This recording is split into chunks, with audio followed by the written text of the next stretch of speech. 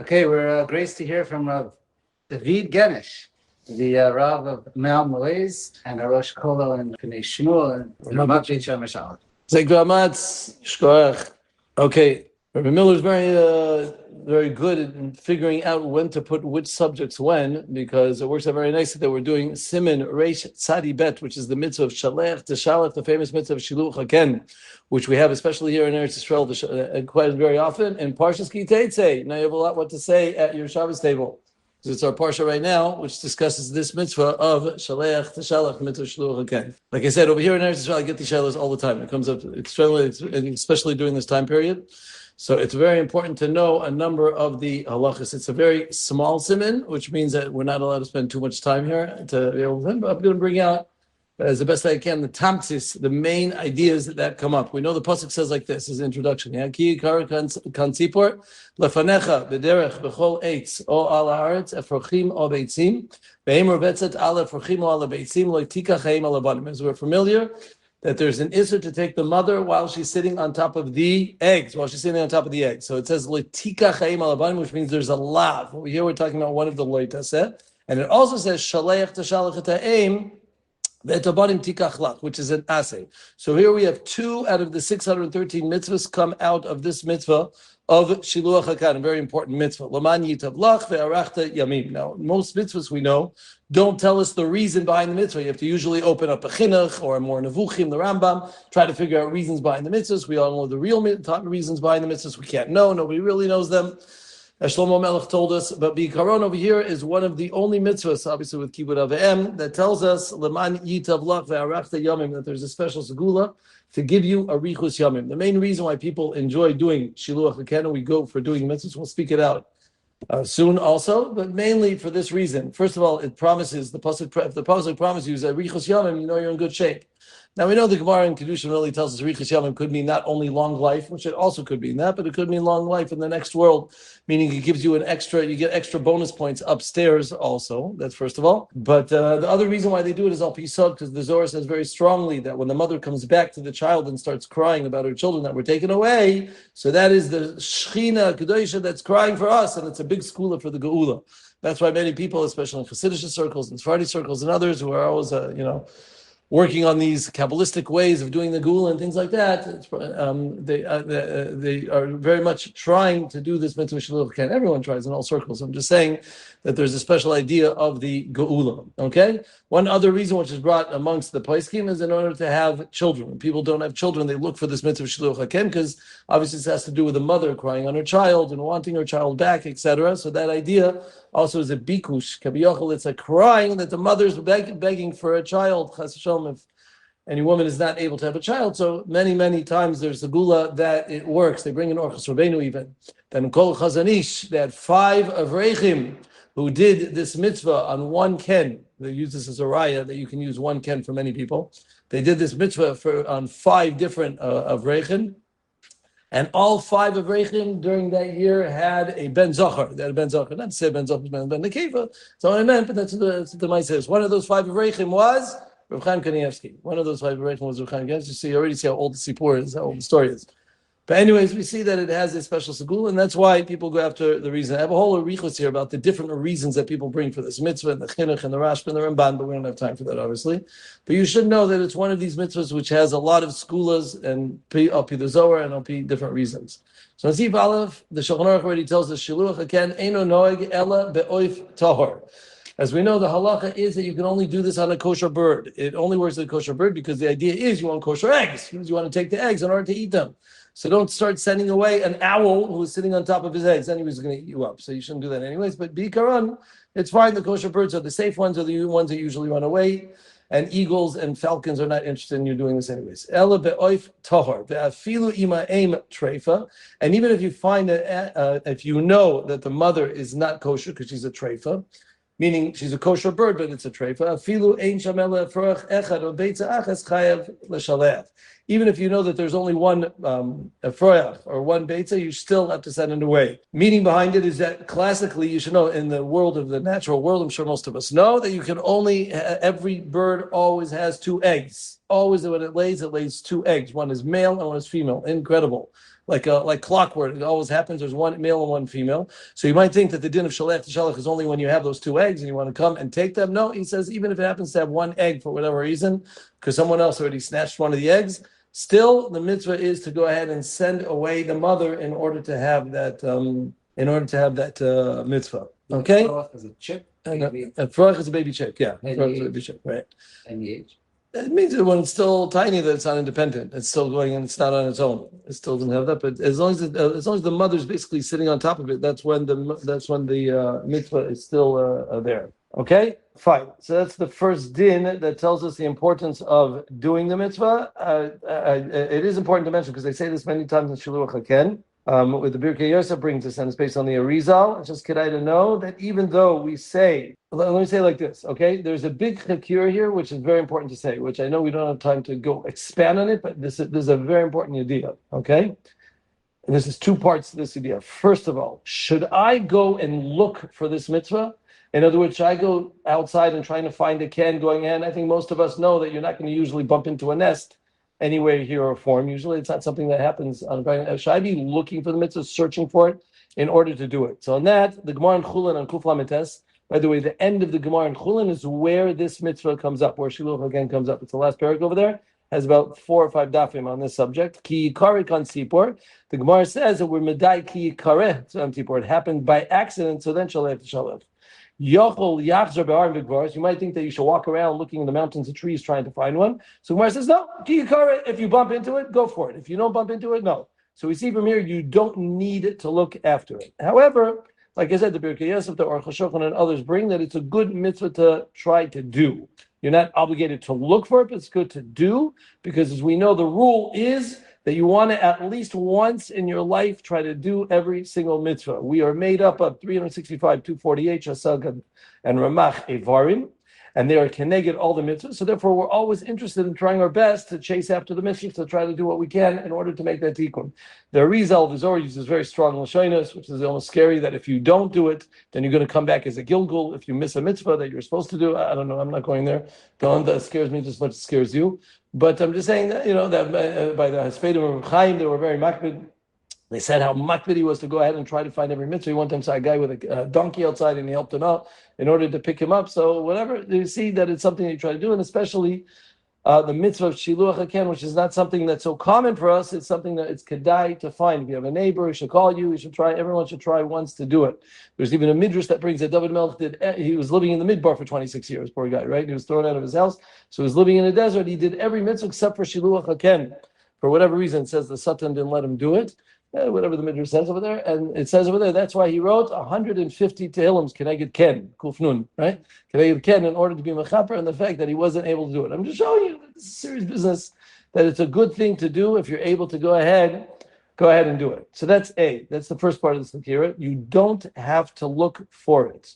But I do want to mention the next part, because eventually we'll keep on the Pischei Tshuva here. And that is, I'll read it to you in a second, and that is, even though you don't have to look for it, if you bump into one, you pass by, you have a windowsill that has it, we'll see if a windowsill is good enough, or you pass by a tree that has it, or you see, am I obligated now to do it? Is it something I need to go ahead and do? Or is it rishus? If I want to do it, I can do it. I can go ahead and pass by. Who says I'm obligated to go ahead and do it? Okay, I'm walking, I bump into a nest. I'm not interested in doing Shiluach HaKen today. I'm in a rush. Someone's waiting for me. I'm not interested. Or now that I bumped into it, am I obligated to do? Lamashal, we have a mitzvah of Hashavas Haveda, returning the lost object, coming soon, I assume. Right? You have a mitzvah of Hashavas Haveda. You don't have to look for lost objects. That'd be a little bit nuts, right? But when you find one, you have 100% obligation of picking it up. You're not allowed to pass it by. It's an isser to pass by a lost object. You're obligated to pick it up. So is it similar to that type of mitzvah? And now that I do it, I have a chiyuv aseh shaleach to go ahead and do the mitzvah. Or is it similar to the fact that I'm hungry, so when I bump into every cow, I don't have to go ahead and shecht it, right? Hopefully not, because I'm not going to do that, right? You don't have to shecht every animal I'm meant to do. But if I'm hungry, you better shecht it. You have to shecht it. Meaning it's a means to get to an end. If you want to eat meat, so go ahead and shecht the animal. That you have an obligation to shecht the animals in order to eat the meat. You can't eat it alive, you can't kill it, etc. You have to do it in this way. You understand? There's two types of mitzvahs. Or when you bump into it, I have to do it, or when you want it. So this is the way the Torah prescribed in order to do it. We're an Elul. Am I obligated to do tshuva? You're really not obligated to do tshuva. Don't tell your rabbis that. You're not obligated. But if you want to do tshuva, the Torah prescribed how to do it. Open the Rambam. He's going to tell you this is the way to do it. Charata, ziva, etc. There are ways to do. There are ways to do tshuva. So how is this mitzvah? This is a big big chakir in the achronim. The Chavetz Yair, which is quoted in the Kiva Eger and the Pischei Tshuva, says, Tshuva, that's a famous Tshuva here, Hele, the Bekara Ken Sipor, Mechuyev Lizdakik La V'Lishloach Ha'em. It's in the Kiva Eger and the Pischei Tshuva. You are obligated to go ahead and send him away if you bump into him. Ve'ein Rashai L'Lecha L'Darko, massive Chiddush.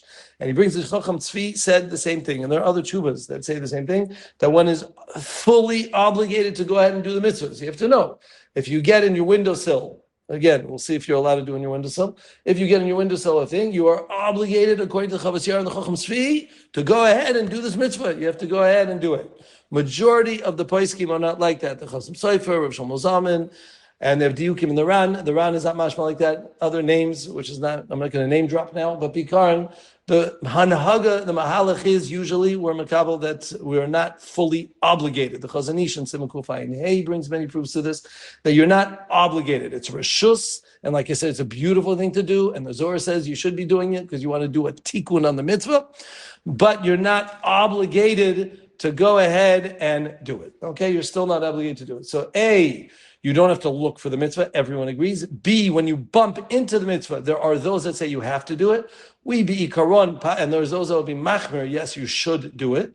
But be ikar din, you don't have to do it. It still blibes a reshus. You don't have to necessarily do it. In the Pischei Tshuva throws in an extra curveball at us, and he says it could be like a guy who snips. He has a four-cornered beged, and he snips one of the corners. We say that it's considered idun richtcha. That's a dangerous thing to do because you're pattering yourself from mitzvah. That when it's a dangerous time, that the Kodesh Baruch Hu gets upset at you. If you're trying to circumvent mitzvahs, we're not always happy with that. So the Pischei Tshuva says, if you see a ken and you walk around it, yes, you're not obligated. But even so, it's not such a good segula to do that because it shows to Kodesh Baruch Hu I could care less about your mitzvahs. I'm not interested in doing it. So at least we see from here this idea of the chiyuv of the obligation. Now, why am I mentioning this? It's a nafkamina. And again, I'm giving you back, I know I'm starting, it's just right in the beginning of the seminar, that's why I'm giving you back information. But next time we'll read a lot. Even next week, we'll read a lot. We're till 10, right? The nafkamina between these two shitas are very important because everybody asks, am I obligated to take the children? Am I obligated to take the kids, the eggs that are underneath it? Do I have to go ahead and take the eggs underneath it? It's a very common question because most of us, I think, are not necessarily eating the eggs that are underneath these things that are on these pigeons that are on your thing. I can't imagine that people want to spare themselves the shekel and buy the egg at a tenuva. Instead, they'll take it underneath there, right? 99% of the people are not interested in doing that. So the question is, if I'm not interested in the egg, should I still send away the mother? Or is there a mitzvah bichlal to send away the mother? And that depends on these two sides I just mentioned. If there's a mitzvah b'fnei atzma to send away the mother, the Chavetz Yair, the Chacham Tzvi says, yes, you are obligated, send the mother away. You're obligated to go ahead and do it. So we see the mitzvahs to send away the mother. So even if I pick up the eggs and put it right back again, no big deal. We'll still let you get away with it. You don't have to do anything. You don't have to keep the eggs. You don't have to eat them. We're not going to make you close your nose and stick it in your mouth. Don't worry about it. You don't have to go ahead and do it. You can send away the mother, and you still have a kiyum of the mitzvah by sending away the mother. And returning the things. Do you have to pick up the eggs? That's what you're asking? Do you have to? Yeah, you still should make a kinyan on the eggs, because that's what we're going to see in the Shulchan Aruch also, that you still have to pick up the children. But you don't have to keep them. You can go ahead and put it right back and have nothing to do with them. Okay? Right, that's a good question. However, if we go with the other side, like the Ran, and like I told you, many of the poskim say, the Chazon Ish, Chasam Sofer, if you don't want the eggs, and yes, this is coming out a chumrah, if you will. If you don't want the eggs, then why are you sending away the mother? So some people say send it away and take the eggs or whatever and do something with it or throw it away if you want. But if you don't want the eggs, according to them, there's no necessary mitzvah of doing this mitzvah, which is a massive thing. Because if we don't want the eggs, so why am I sending the mother? Now, he's the only one who says it, so I'm still going to quote it. The Chasam Sofer says, and if you don't want the eggs, I'm not saying we pass like this, but I want to tell you, Chasam Sofer says, if you don't want the eggs, it's tar b'alachaim to send away the mother. Why are you sending away the mother? You don't want the eggs. Good for you. Get out of here. He says not to do that. Most places disagree because you still have the Zohar, that the mother's going to come back and cry, and we still want the segulas that come out of it. And when, what? If the eggs put right. So that's one of the times they say when you put the eggs back. This is not 100% true, by the way, because when you pick up the egg though and put it back, the mother usually doesn't come back. Some people pick it up with a glove in order to come back, but if she can smell that your fingerprints on top of it, right? If she smells it, she will not come back, and it's Mitzvah that happens very often that she won't end up coming back afterwards to do it. That's why she'll fight sometimes in the beginning before she sees you taking it away, because she knows she's not going to come back afterwards. Yeah, sometimes it comes away. Yeah, I've seen it both directions. I've seen it happen this way. I know what you're saying. I've done it many times, and sometimes I've seen mothers not come back, and sometimes they yes come back. Just so you know. Okay, that's it. If it's not going to come, so the question is, if you're not going to take the child, according to the second shita, it could be it's not. So therefore, many people do take it, and even if you throw it away, at least you took it away. Both Rav Shlomo Zalman and Rav Yosef say it's called a need for the eggs when you want the mitzvah. I'm doing for the mitzvah. Seder. I'm not going to eat it for lunch. I understand. I don't want to be fleshik. But still, even though I'm not going to eat them, the mitzvah itself is called a tzarich. That's their chiddush a little bit. And we need that chiddush. For our day and age, we need that chiddush because I know nobody here is eating eggs. So that's one of the main reasons why we do this thing. And yes, there's a certain idea of taking it away if you can, if you want other people to do it. So then we go ahead and put it back. Okay, then we might go ahead and put it back, but you should know there is such an idea of taking it and actually retrieving it and putting it away somewhere or doing it something. They bring from Adon Segel that he did the mitzvah, he took it and he put it in a little glass box to remind him all the time, I did the mitzvah. To keep himself as a reminder that I did the mitzvah, he kept it there in order to keep it around. Some people throw away the eggs, and then the mother will come back, she won't see it, she'll cry, and that's how you were Mekayim the mitzvah. So this is the mitzvah of Shalech T'Shalach, of doing it, of taking it, and bringing it back. I'll go on to Siv Bet. If we have time, I'll continue about the idea of taking the children. We'll just see if I have time first. Siv Bet. Siv Beis. Amazuman etzloi kigon yoinim shedarkam ligadol in bnei adam. So this is based on the Gemara in Chulin also, that says if you have birds which are domesticated by you and they hang out by you and they're totally there, meaning you own them or they're part of your household, so you're putter from all their eggs. Any eggs that they have, you are definitely not obligated to take them because, like we said, it has to be ki tzipor. You came out to you by accident, you bumped into it. Not the problem is zuman biyadcha. If they're already underneath you and they're underneath your auspices, or you own them, so then that is not there's no mitzvah shiluach HaKen in such a case. However, if you have wild birds, like we're familiar with, that come out and they go ahead and hang out, and they have a nest, right? They come, you find in a ditch, or you find a nest in a tree, or they're in a pardes, some type of field, etc., etc. They're in a nest and they're just there. So then definitely the mitzvah is over there because you don't own them; they're not part of your reservoir.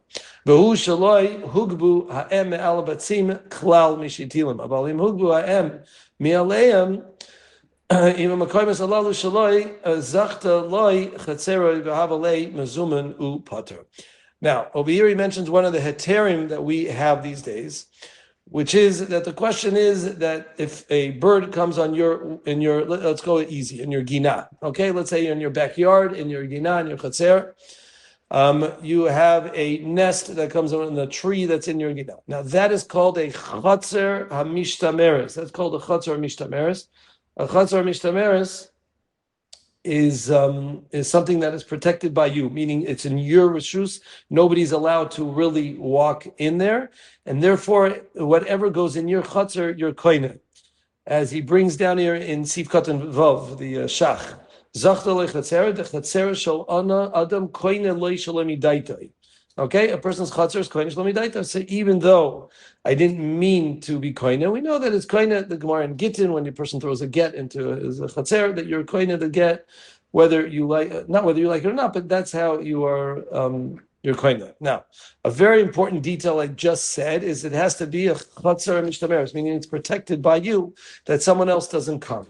So that's one of the heterim we have. Usually, birds are in windowsills. Is windowsills a chatzar mishtameres? Many poskim say a windowsill is not a chatzar mishtameres because any ganav can go ahead and get it. Now, if you live on the 36th floor, so it's probably called a chatzar mishtameres because I don't know someone who's scaling the walls. There's a couple exceptions, but most people are not scaling the walls to get to the 36th floor to be able to get there. So it could be a chatzar mishtameres.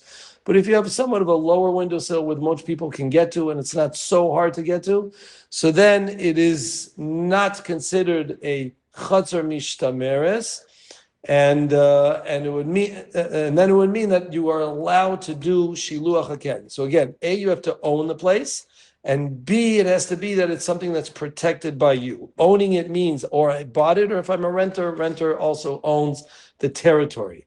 And then you don't have a mitzvah Shiluach HaKen. But if it's not mishtameres, you live in a very high windowsill, or it's in a shul, or it's on the roof, or it's in a place which is exposed to other people to be able to retrieve it. So then, not a problem. You are allowed to go ahead and do Shiluach HaKen. That's A. Now, B, what happens if it is in a chatzar mishtameres? It's in a low windowsill or it's in a tree in my chatzer. What do I do? What a chaval. I want to do this mitzvah. We all want to do this mitzvah. So basically, there are two eitzes. There's three eitzes in order to get around this problem, and that we're going to finish, basically.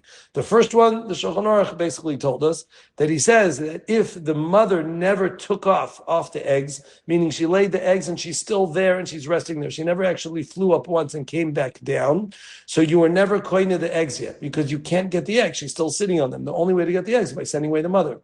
So you weren't actually koine the eggs, and therefore it's okay. Therefore, the eggs, you're allowed to still send her away, and you were not going to the eggs yet. So that's the first one. Many times we don't know if she took off yet or not. Usually, sometimes you could tell. You should have had instances where people said, "Oh, the mother just came. I saw the nest," and it's still within, let's say, the first 24 hours before she leaves. And for just hatched. When they just hatched, and she still, before she laid them. Sorry, not like that. Before, not hatched. Also good. Right after she laid them, and she's still within the hospice. He said it's still underneath her, and she hasn't done taranut. She hasn't done switches with her husband yet, right? So she still just took off herself, and therefore she's on top of the eggs. You can go ahead and do it. That's A. B, and this is the main heter that we have, is right now, today, because you're listening to the shir, you are zoicha to have this idea. One time a year, or you could just say any eggs that are laid in my chatzer, I want nothing to do with them. I don't own them. I don't care about them. I could care less about them, and I have no interest in. A person is koine, makes an acquisition in his chatzer without his das, but not against his das. You can't force me to buy something I don't want to buy. Right? Like some salesmen try to do for you, right? You can't make it, it's yours, sorry, pay. Right? You can't do that. I don't want these eggs, leave me alone. And therefore, one time a year, you can go ahead and make a declaration. Anything that comes here is not mine. And therefore, when the eggs come about, and then when you see a nest or whatever, so then you're good to go. Let's say you see the mother starting to make the nest. You see them starting to make a nest. So you go ahead immediately and you say, no, not interested. I don't want any to do with this. I'm not koine. My chutzner should not be koine for me. This eitz is brought in the Beis Halevi. It's brought in the Avnei Nezer, the Chasam Sofer, the Eben Yisrael is Rav Yaakov Yisrael, Rav Yoshev, Rav Osner. All of the poskim go with this eitzah, okay? Except for one, surprisingly, because he usually is like this type of direction. Shlomo Zalman didn't like this eitzah. He actually held that the fact that I could be koine right now, just by thinking I want to be koine, he held that it's called mezuman. It has to be mezuman, right? So this is mezuman. Why? Because in a second I just say I want it, so it's mine. I don't have to do anything. So he held that is called mezuman. Everybody disagrees with that, Rosh Zalman. He held that yes, if it goes in your chatzer, it's not so simple that you have a mitzvah of Shiluach HaKen. I told you, I think he's almost a das yachid. I don't think I saw someone else in that direction. Okay? The last and important eitzah, which is what's been more mitkabel in the past, I could say 20, 30 years, that when all this farm have come out and shalech to shalach on this mitzvah, and they've been asking around, Rav Chaim Kanievsky was asked this question, and others. It's a very simple thing, is we all know, especially those of us living in Eretz Yisrael, this thing stinks. I don't want this thing on my windowsill. Who wants these pigeons over here? Oh, these eggs, and they bring fly or they're maggots. It's just, I wish it wouldn't be here. Nobody wants this thing. So when you don't want something, you don't even have to say anything. Automatically, you're not koine. Automatically, by that, you're automatically not koine this nest, and therefore that's the main heter they do. So even if you never said anything or you didn't do it, the minig is if you ask a rabbi, they'll say, "Go ahead, you can do the mitzvah Shiluach HaKen." It's in a tree in my thing. You want it? You love nests? That's like your thing? No, I really hate these things. So then you're not koine. A person can't be koine bal korcha. That's a klal that we have in Kosher Mishpat. The Shach brings it over there. And therefore, more or less, it's usually considered mazuman. That's the main heter. But like I said, most people are machmir. We try to say, if I have a place where I could have a bird, so then right now we make a declaration that you should know, from now on, any nest that comes around, I'm not interested. Yeah, so mafkir I'm actually going to speak about next tomorrow, but yes, it's you're doing it by saying, what I said until now is not being mafkir. It's just saying I'm not owning it. I'm not mafkir. I'm not giving it to someone else necessarily. It's not mine. I'm not interested in this. Let me just read Steve Gimel, just because it's a continuation. Anytime you find it, whether it's in a tree, in a cave, or wherever it is, or biyama barasha shaladam or barasha. No matter where you find it, doesn't matter where it is, as long as it's mezumim b'yadcha, you have to go ahead and do it. And the Gemara brings a very common case that if, I hate when this happens, if a bird makes a nest inside of your hair, on top of your head, so you're allowed to go ahead and send it away, you're allowed to send it away out of your head. Just try to watch out that he doesn't do that. But that's also called that, it's just mezumim b'yadcha, and therefore it's not. Okay.